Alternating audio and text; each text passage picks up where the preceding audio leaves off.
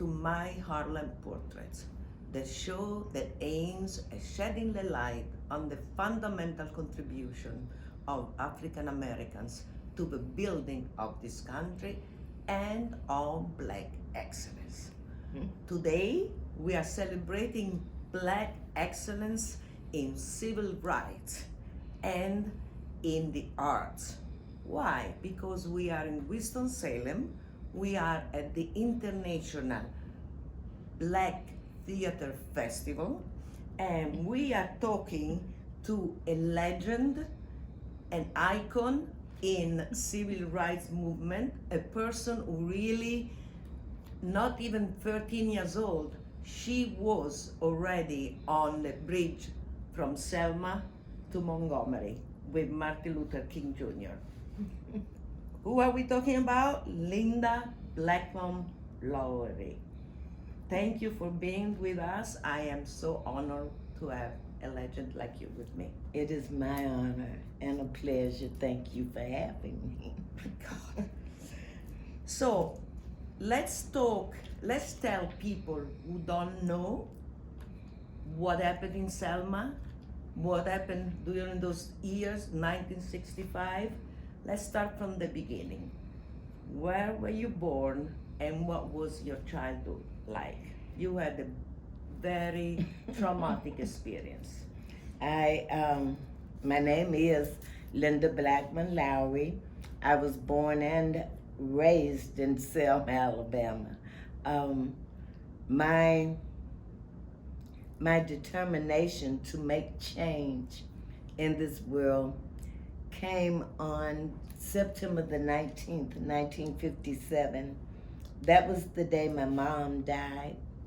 I was 7 years old then, and the oldest of 4. And after, growing up in a segregated society, I knew, like, from birth that being Black, you didn't like white people, and being white, you didn't like Black people. But I often say that's the day I found out what hate really was. I heard my grandmother and the older people saying my mom wouldn't have died if she hadn't been colored. She died from complications due to childbirth. She needed a blood transfusion. There was blood in the all-white Baptist hospital that could have possibly saved my mom. But because they didn't have Negro blood, the blood she needed had to be sent some 96 miles away from Birmingham by Trailway bus. And my father was at the bus station, got the blood when the bus came in, took it to Burwell Infirmary, which was an upscale urgent care for Black people in those days in Selma. And he was told my mom had been dead 15 minutes. So he lived with that until he died. And he felt guilty. He could have possibly saved his wife, but he was 15 minutes too late. And from all accounts, he was waiting on that bus that had to be 15 minutes too late. But that's when I made a vow when I was 7 years old, that when I got big, I was gonna change things. And nobody would ever have to grow up without a mommy again because of the color of her skin. I am really sorry. I didn't know the details of that. I probably wouldn't have asked you. That's part of my story and part of my motivation for me to share the story, because when I'm out speaking and I start my story, I will start with, before my 15th birthday, I have been jailed 9 times, twice in a state prison camp. Wow. And you're looking at a happy and proud jailbird. My God.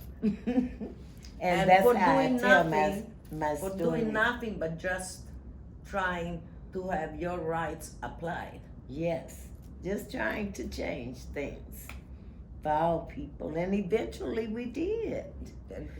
So tell me, tell me how it happened. So you heard Martin Luther King Jr. speak in a church, and that sparked something in you. When I was 13, my sister, one of my sisters and I was downtown with my grandmother, and a friend asked her if she was going to go see King that afternoon. Well, when she said yes, and by the lady just saying King, we got all excited because every Saturday morning, 10:30, a show came on TV, Sergeant Preston of the Yukon. And he had this magnificent German Shepherd named King that saved everything and everybody in like 25 minutes. Oh, wow. So when she said yes, she was going to go see King, we just knew we were going to go see this German Shepherd. We got excited. And I often say then she dressed us up on a Saturday in our Sunday best. So we knew we were seeing somebody special. Yeah.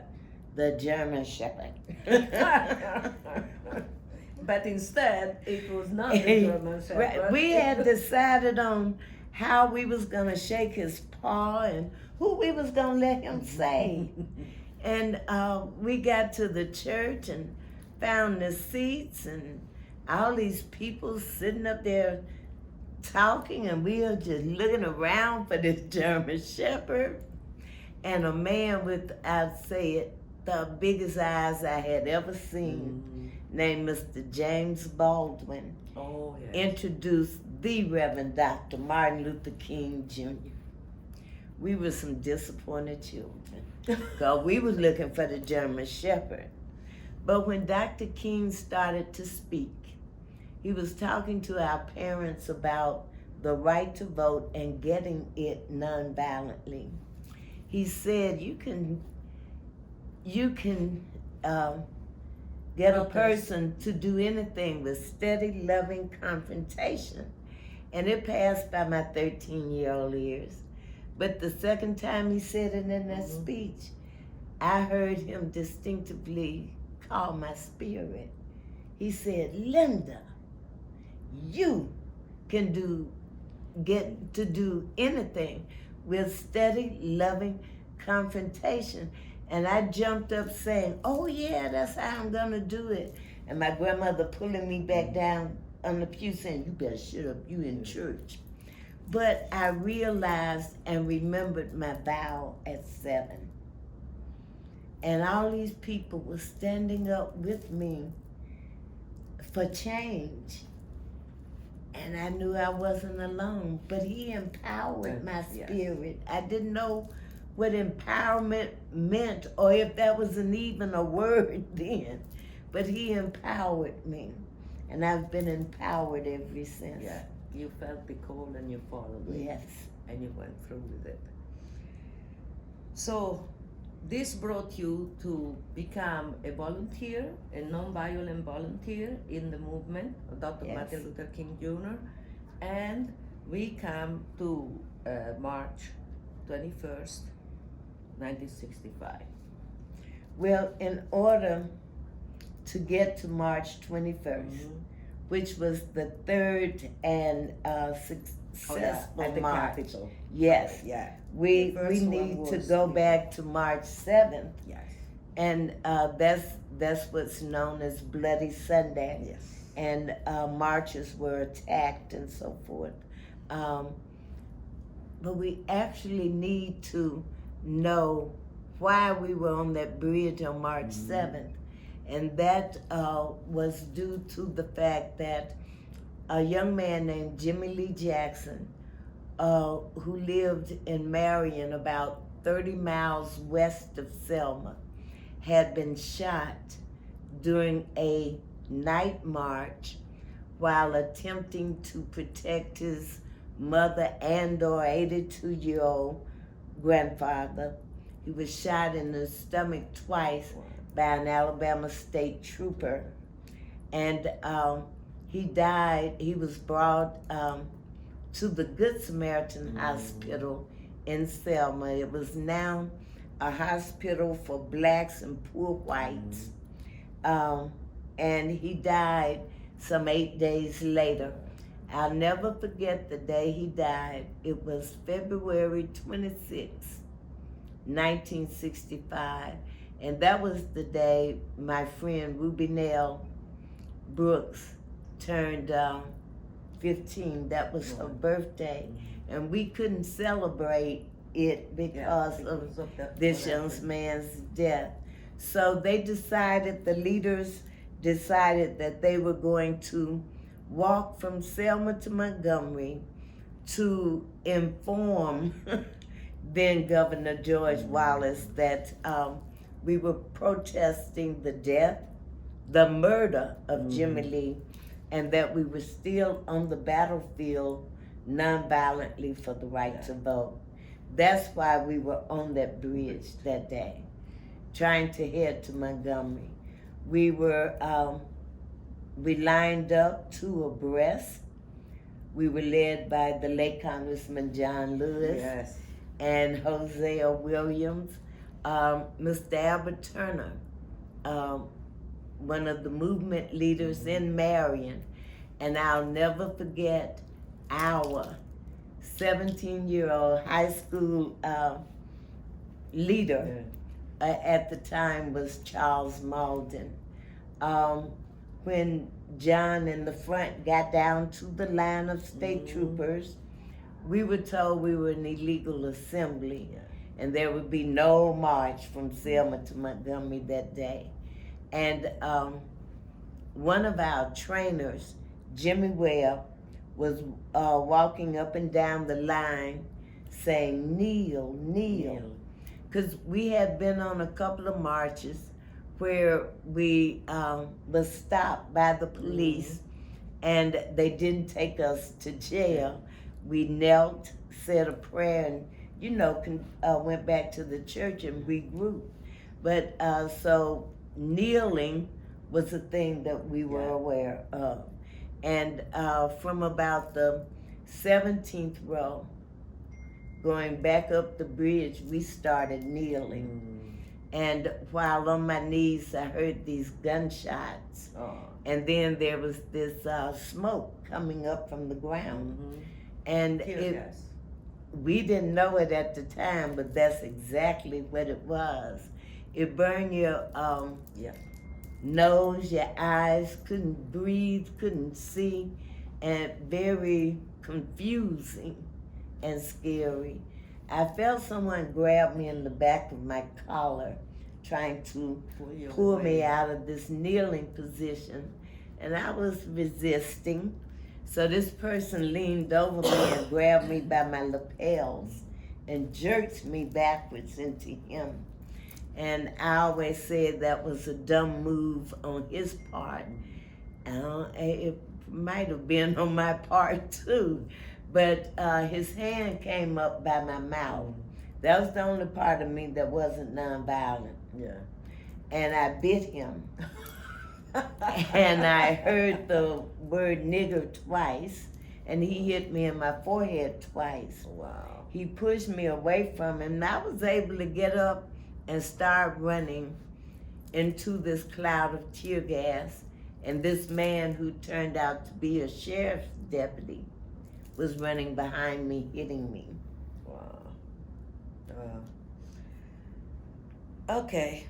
I know exactly what you went through because I was participating in the students' protests in Italy, and we had an episode like that. The police didn't kill us like they did in because we were not black, but I can just imagine what went through your mind in that moment, and being taken to prison. That is at the age on top of it. So, and Martin Luther King Jr. was at the top of this with Lewis, right? And then they decided to do a march on the Capitol. The March 7th, which is known as Bloody Sunday, was the beginning of our 3 marches. The second march, after people saw on television that night how the marchers had been beaten and tear gas and horses running into this and state troopers. After people saw that on television, Dr. King asked for concerned citizens and clergy to join him in Selma on Tuesday, March 9th, for a march. And that was, to all my understanding, going to be a symbolic march to let the powers in Alabama, that was to let them know that we were not stopping. And we would continue. So that march was what they called Turnaround Tuesday. And on that day, after they knelt and prayed, we went back to the church.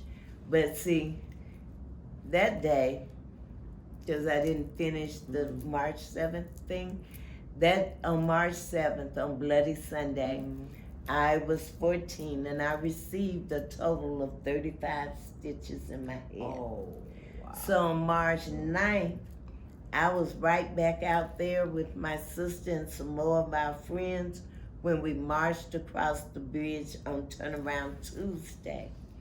Dr. King later said at the church, at the mass meeting that day, that he had applied for a court order to for permission to walk from Selma to Montgomery with protection.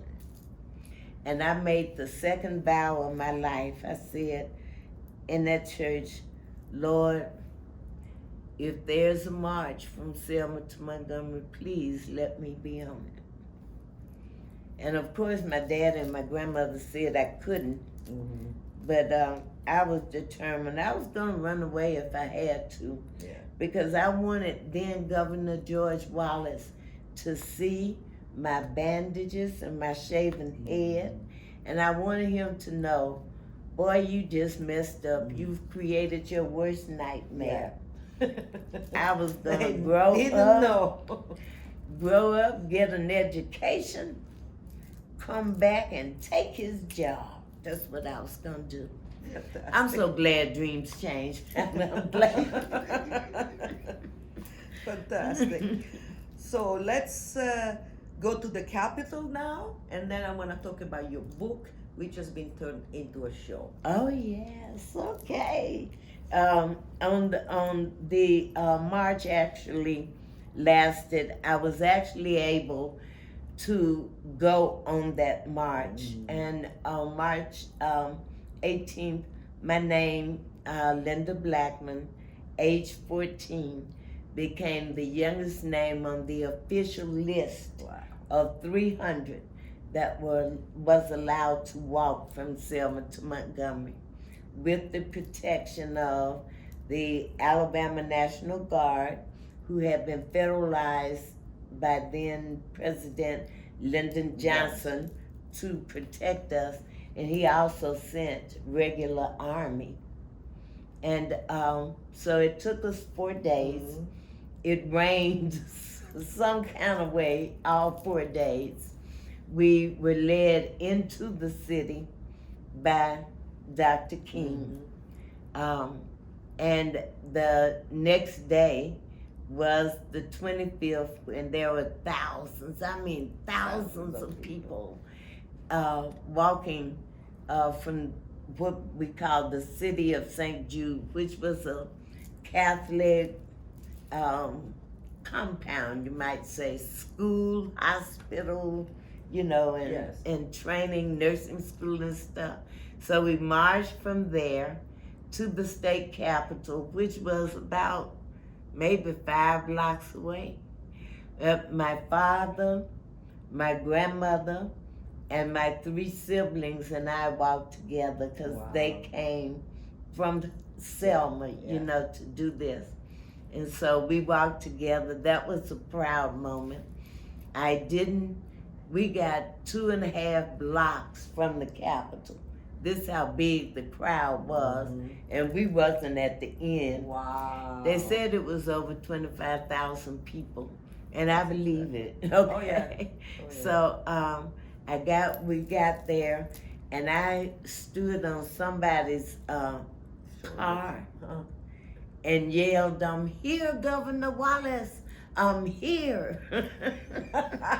I know he didn't see my bandaged head or my scars, but I had started something. Yes. And I had finished it. I made this goal. I worked towards its completion, and I had finished it. And that was something that was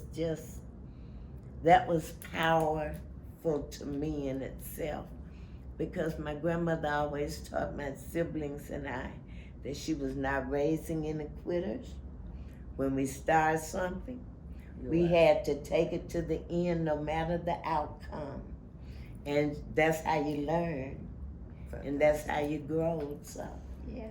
And what you did was, first of all, historical and had historical consequences, because Lyndon Johnson, the president, was so under pressure by what had happened in Selma that Dr. Martin Luther King Jr.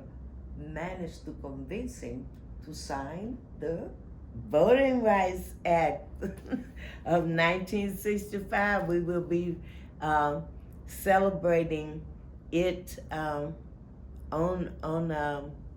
in Selma on August 3rd, but it was actually signed on August 6, 1965, and that gave everybody in this country the opportunity or their privilege to vote, something we don't use now, but it Not is enough. your privilege. And this brings us to two things. First of all, your book. When Okay. did you decide to write your book, which is called Turning 13 on the Road to freedom. I had met two ladies, Susan Buckley and Elspeth Leacock. They wrote history books and for children, and even did school curriculums in New York and so forth for history and programs like that. So they had contacted the National Voting Rights Museum and Institute in Selma, and at the time they spoke to my sister, and they were looking for a young person who took part in that movement, and she immediately told them, "You want to talk to my sister." Yeah. She's the youngest one. So they did. We talked, and they had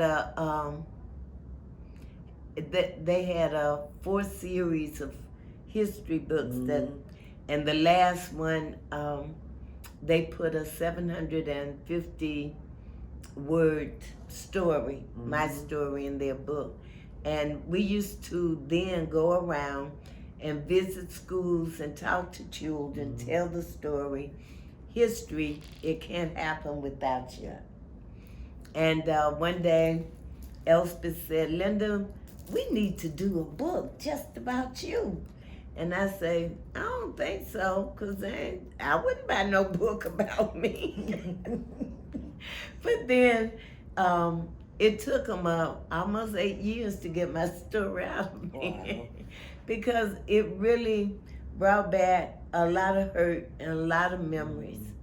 And it had taken me 40 plus years to get over those things. So it was hard to, just bring them up again. And I didn't know I was suffering from post-traumatic stress syndrome from those things. And But once you I wrote it. started talking, baby, I haven't stopped since. I'm on an assignment.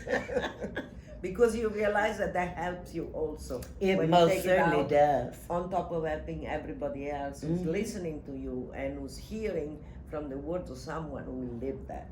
And I often start crying at certain parts of the story. Sometimes in telling it, it just overwhelms me. Yeah. Cause in my book and all the time I've told the story up until November 2nd, 2020. I always said I must have passed out because after running into this cloud of tear gas, because when I woke up, they had me on a stretcher trying to put me in the back of a hearse. We didn't have ambulances at that time for people of color. And I let them know I wasn't dead and I wasn't getting in there. So I jumped and I started running back across the bridge. But on November the 2nd, the day after my sister Jackie died, I was being interviewed by CBS News for a special they did on BET called The Boiling Point. And after that interview, the producer said he had found some archival footage in the vaults of CBS he wanted me to see. And there I am, running into this cloud of tear gas, white jacket, black skirt, black pants, and white sneakers. And there's this man, a sheriff's deputy, running behind me, hitting me. And I didn't pass out. I'm looking at me falling to the ground. I'm looking at this Alabama state trooper kicking me so hard I came up off the ground. I'm looking at a sheriff's deputy hitting me with something that looked like a small baseball bat. Oh my God. And another sheriff's deputy hit and kicked me. And for 55 years, I did not know this was what happened to me. And since that day I found out, I seriously wish I still didn't know, because it is more hurtful now, I think, seeing it than it was when it actually happened. I received 35 stitches that day. And what I saw on those men's faces was the same arrogant, privileged hatred that you see on, that I saw on Derek Chauvin's face when he had his knee on Mr. Floyd's neck and he looked up in that camera. I'll never forget that. You know, I see that hatred, and I'm saying it's 55 years later. That hatred is still there. Yeah, it was underneath, but someone who went into the White House and wasn't supposed to brought it in the foreground and gave them a pass to express it. Yeah. And they feel it's okay now to do that. And we are in a very dire, straight moment. We are. We really are. So we are going to talk about that because you are here at Winston-Salem at the International Black Theater Festival because you have been honored with the Theater Arts and Humanitarian Award. Yes. Right? And you have today actually a reading of your play, because your book was turned into a play, which I saw maybe 2 years ago at the Riverside Church in Harlem, and it was fantastic. Thank you. So today, not only are you doing a reading of that, but you're also calling for both registrations. Yes, yes. Let's talk about that. The all this? Turning 15, the play, is the really the brainchild of my of the producer and my co-producer, Miranda Barry. The play was the book was adapted into a play by Ali Sheedy. And Ali, people say, you know Ali Sheedy? Oh, yes. But Ali is the daughter of our literary agent, Charlotte.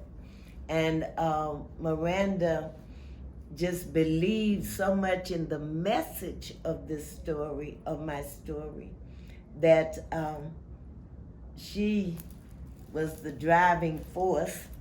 And I just talked to her, and yes, she's definitely you know, behind the making of the play. And it's an awesome play, it really is. It's a fantastic play. I loved it. I was also crying and enraged because I know exactly what's going on. So let's talk about the situation today. What do you think? Do you see hope now? Because up to 2 weeks ago, I was really very scared. Really very scared. I feel now that with the fact that Vice President Kamala Harris will probably be or surely be the Democrat nominee for the presidential, we have great hope. Oh, yes. What do you feel? I am rejuvenated. I do. I love President Biden, and he did a very courageous thing. I realized 3 weeks before his debate with the man, the orange thing. The orange man. Okay, with 45. I know what I was trying to say.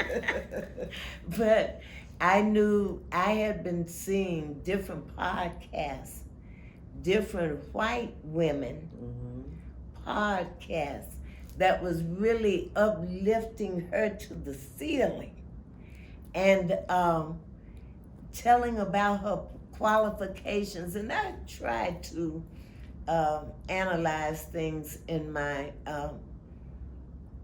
head before I speak on them. And then the debate came, and when I saw President Biden walk out, I said, and I take privilege, I take pride. Everybody is mine. He's my baby. I said, ooh, my baby's sick. Yeah. And I could see that.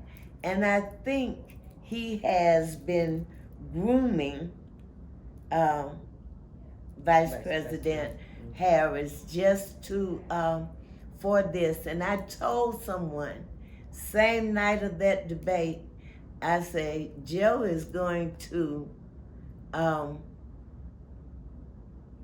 wait. I do believe he's going to wait until the convention.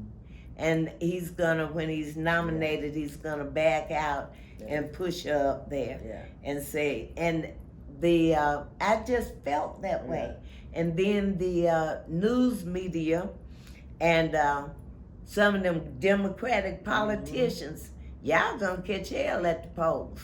Yeah. Cause to me, they took an icon, they took knowledge and wisdom, and they threw it under the bus and just put him down, you know. And that they're gonna get that back. You're gonna get that back. You don't just do a person like that. And I was thinking, now if they could do somebody that they admired, that trained them, that mentored them, and they have seen do an excellent job. Yeah. If they can do them like that, just think what they doing to people like me. They don't know, but I vote and I talk loud too. But on the other side, what the Republicans would do would be much worse. Now, the Republicans have shown you that they just don't give a damn. Mm-hmm. Trump could do no wrong. Yeah. Okay, they don't care. They're getting theirs as long as they let Trump stand out there and say the things he say and do the things that he did. They were back there making laws, taking away your right to vote, taking away Medicare, taking away different things that you need. Abortion they don't give a rights. damn. They have told you that your body belongs to them. They don't give a damn. Whew. And they're going to try and put someone back into that office that has already told them now, once I get there, you won't ever have to vote again. He done told you, open your eyes. This man has broken every one of the 10 commandments at least 10,000 times each. We need to stop looking we need to start thinking with our head and our heart. Because my grandmother used to say the longest journey you will ever take is getting that head and heart together on the same issue. Listen, I agree 2,000% with what you have just said. I'm so happy to have you here in this moment.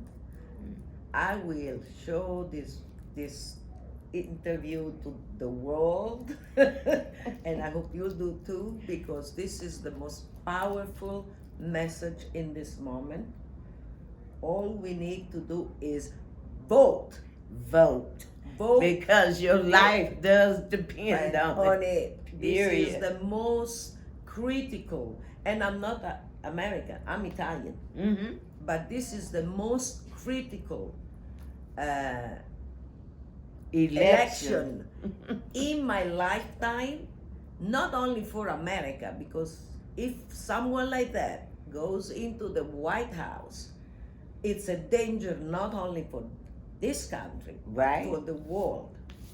Because he said it very clear, as you said, he is a new Hitler. Mm-hmm. Sorry. And another thing too, I would like to add that everybody out there that votes, you have a black job now. Nobody can take away from you but you. That is to get yourself to the polls, take somebody with you and use that right. Because every time you decide, oh, I'm not voting, it doesn't mean anything, you're deciding that on the lives, the black and the white lives that died just so you could have that vote. That's right. You're deciding on Miss Viola Louisa, who left her children to come to Selma and walk with us so you could have that vote. Jimmy Lee Jackson, the 3 men and young men in Mississippi. Reverend Reed, who came down at the request of Dr. King. You just, they gave their life. They didn't even know you when they came here for you. And I'm talking about everybody. I'm not talking about black people or Hispanics. I'm talking about all of God's rainbow. Everybody. That is your job. And you got that right. You got that right partly because of a 14-year-old's 35 stitches. So if you don't want to vote for yourself, go and vote for my 35 stitches. Thank you so much. Thank you. You are so welcome. Thank you. This is the most powerful of my interviews. Spread it around like fire, like wildfire. See you next Saturday, 12:30. Bye-bye. Wonderful.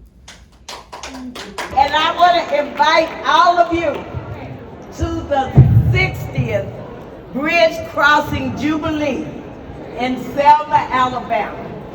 Now on the 50th, we had then President Barack Obama. Okay.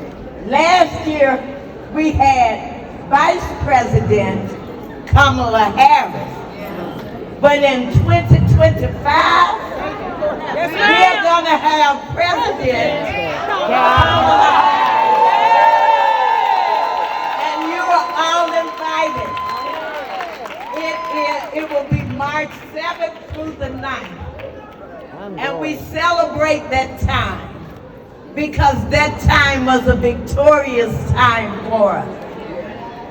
You're here. It took all of us, y'all. It took all of us. Not one did it. It took God's rainbow to do it. You have that right. I mean, you have that power now. Thank you, thank you, thank you, thank you, Tanya. You was excellent. Thank you. I had people come all the way from Selma Alabama just to be up here with me today.